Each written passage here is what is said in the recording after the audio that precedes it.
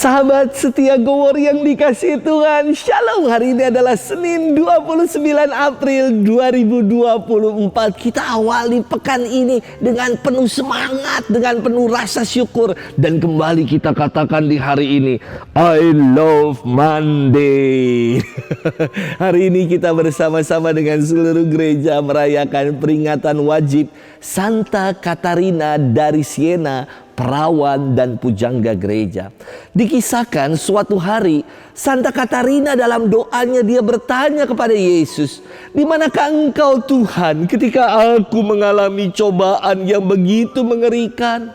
Dan Yesus menjawab, "Putriku, aku ada dalam hatimu.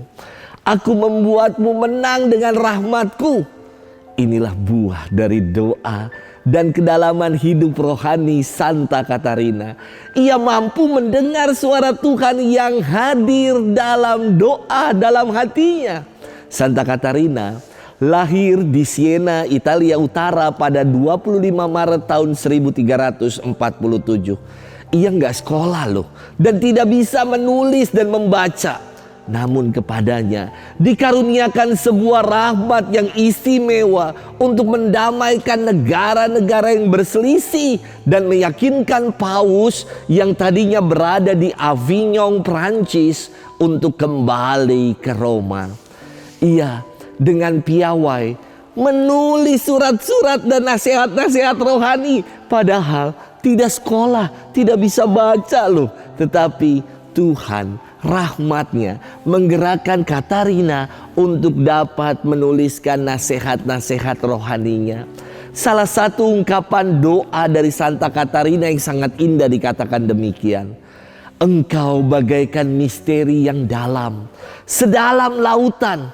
Semakin aku mencari, semakin aku menemukan.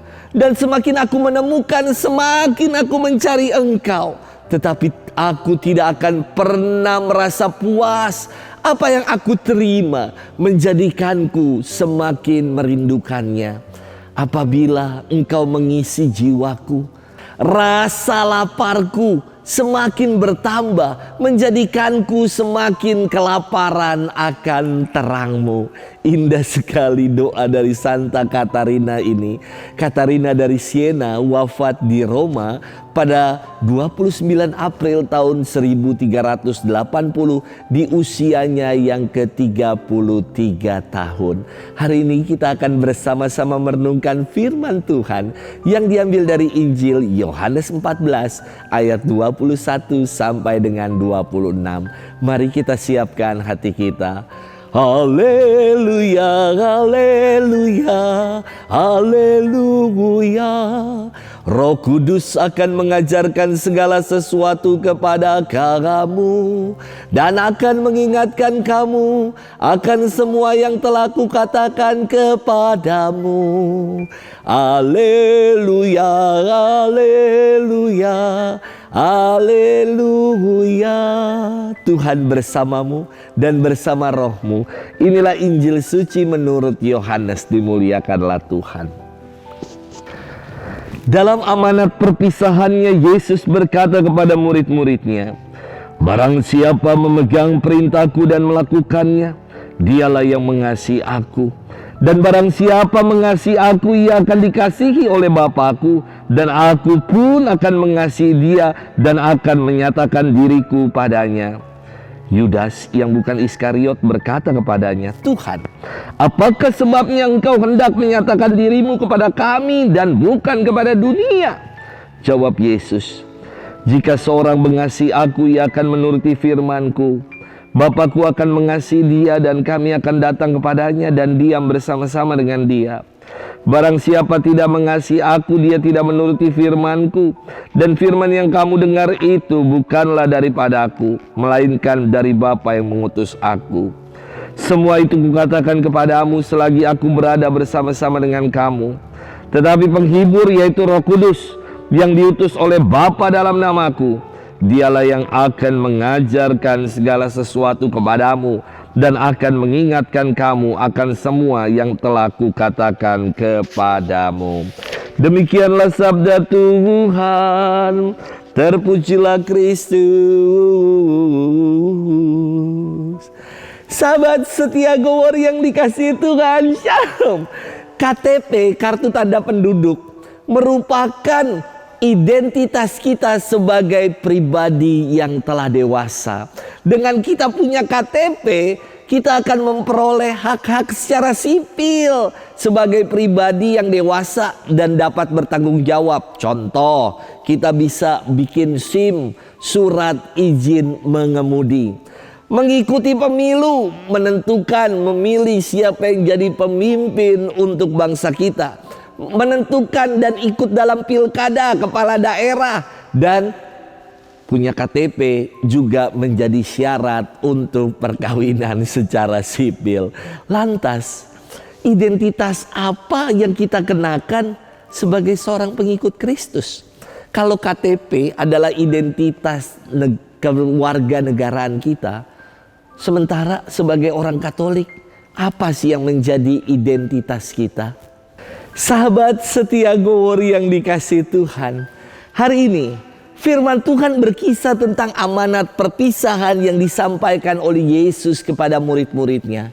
Yesus bersabda, barang siapa memegang perintahku dan melakukannya, dialah yang mengasihi aku. Dan barang siapa mengasihi aku, ia akan dikasihi oleh Bapa-Ku.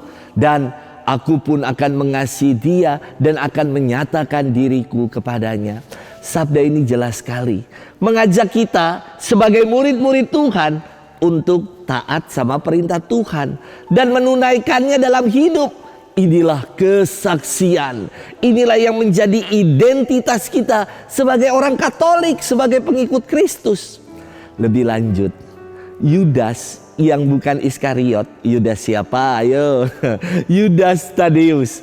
Ia bertanya kepada Yesus, Tuhan, kenapa engkau katakan itu kepada kami dan bukan kepada dunia?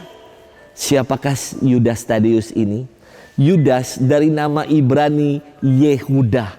Dan nama ini banyak dipakai oleh orang-orang Ibrani, oleh orang-orang Yahudi. Yudas itu artinya dia bersyukur atau dia memuji. Yang ditanyakan oleh Yudas Tadeus dalam bahasa sekarang mungkin seperti ini. Untuk apa sih? Ngapain sih engkau nyatakan itu kepada diriku, kepada diri kita? Kita semua udah tahu.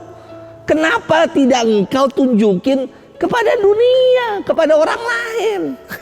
Pertanyaan ini mengungkapkan kegagalan Yudas Tadeus untuk dapat mengerti maksud Yesus yang sejati. Mengapa saya katakan gagal? Karena Yesus sedang menjelaskan perihal menjadi murid yang sejati. Dan kesejatian seorang murid ditemukan ketika ia sungguh mau mengasihi Tuhan dan menuruti segala kehendak Tuhan. Sementara Yudas Tadeus, dia malah merasa, untuk apa sih Tuhan engkau ngomong itu sama kami? Udah deh, kamu lebih baik ngomong sama orang lain saja. Sahabat setia Gowor yang dikasihi Tuhan, kegagalan Yudas Tadeus dalam memahami perihal menjadi murid yang sejati mungkin menjadi cerminan diri kita yang terkadang kita gagal untuk bersaksi di tengah kehidupan. Kita masih asyik dengan diri kita sendiri ketimbang kita mau bersaksi dalam pelayanan di tengah kehidupan. Hari ini Yesus kembali mengingatkan kita, yuk come back, kembali untuk menjadi murid-murid Tuhan yang sejati. Murid Tuhan yang sejati dua, mengasihinya dan menuruti setiap kehendaknya. Semoga itu yang mau kita perjuangkan dalam hidup. Selamat bermenung dan Tuhan memberkati kita selalu. Dalam nama Bapa dan Putra dan Roh Kudus. Amin.